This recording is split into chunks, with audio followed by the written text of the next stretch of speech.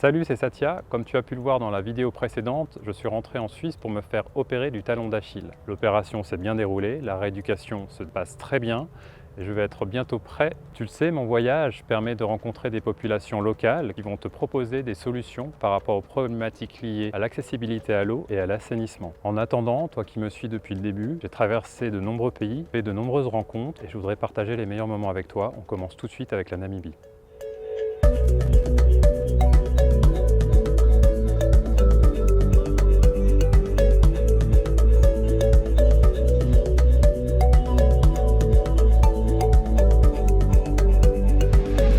Là, on rentre vraiment dans l'intimité, dans la vie des gens, dans les locaux, dans les vrais Namibiens qui vivent avec moins de 2 $ par jour. Et ça, c'est une vraie réalité. Incroyable. C'est un système de clés que tu insères ici et tu as ton eau qui coule dans le seau. You don't have toilet, so how you manage? Outside. Ah, so you go there outside? In the booth? How long does it take? Maybe that's 50 minutes. 30 minutes. Every day. The toilets have been closed for maybe 7 months now. 7 months. Yes. And we don't know why. And they don't know why. Yes. And I think a toilet must be someone's right to have a proper toilet, because if you don't have a proper toilet... It's a human right, yes. Yes, it's a human right. Yeah. Hippocampe, un nouveau pilote. Voilà, maintenant tu connais un peu plus la vraie vie des gens en Namibie. Derrière nos magnifiques safaris, nos magnifiques paysages. Voilà ce qui se cache un petit peu derrière toutes les villes d'une manière générale.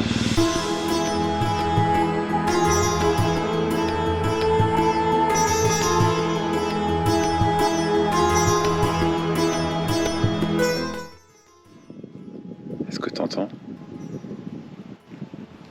Ouais, moi aussi j'entends rien. C'est le silence du désert du Sahara. Et oui, le désert du Sahara, c'était mon terrain de jeu quand j'étais petit, quand j'avais 4 ans.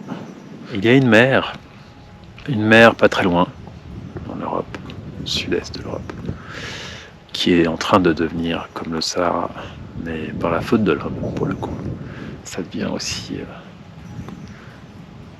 désertique.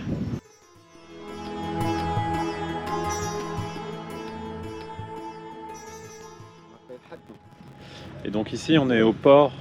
Non, c'est pas c'est une côte du canot de pêche. De Ça s'appelle Darla. la Serga. Ici, on m'appelle la Serga. Et là il y a combien de bateaux ici de Ici pêche? à la Serga, c'est 1200 et quelques. Quand on regarde un petit peu tout ça, tout ça sert à quoi en fait? Non, ça sert à la pêche à la poulpe. Ah, c'est pour pêcher le poulpe. Et là en fait ils vont en mer n'importe quand la journée ou le soir? Non, il y a des périodes. Il y a des périodes pour la pêche et du poulpe. D'accord. Et c'est pour ça que tout le matériel ici est stocké là, ça veut dire que c'est pas la période en fait. Non, c'est déjà terminé. D'accord. Ok.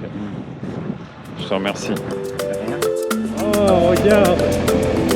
C'est magnifique! C'est le rêve, c'est le rêve!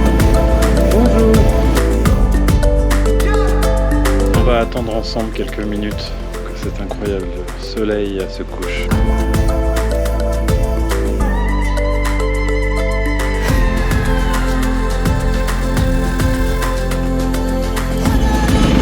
Good morning!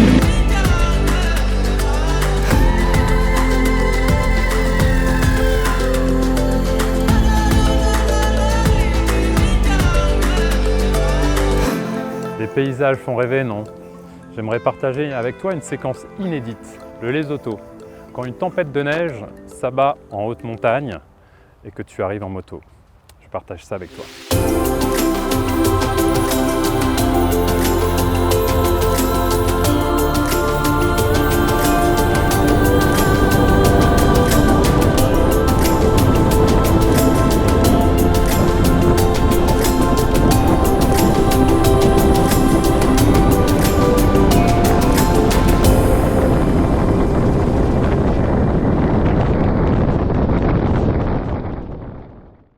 passage de douane en Afrique, après avoir traversé plus de 23 pays, je peux te faire une confidence, la Mauritanie. Je pense qu'il va falloir me biper un petit peu.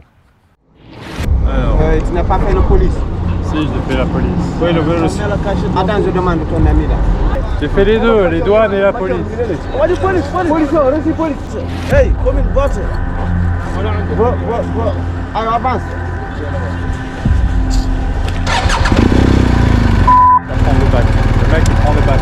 Et tu sais quoi, de l'autre côté je demande au flic de m'occuper de toi. Non, tu restes. Il a rien à faire. Tellement content en face d'écouter ce pays. Alors ça t'a plu? Dis-moi ce que tu aimerais revoir de l'Afrique en commentaire. N'hésite pas à partager le projet l'Odyssée de l'eau et à bientôt pour la prochaine vidéo. On est où? On est sur le tropique du Capricorne. Eh oui. Alors, c'est quoi? Je stick. Voilà.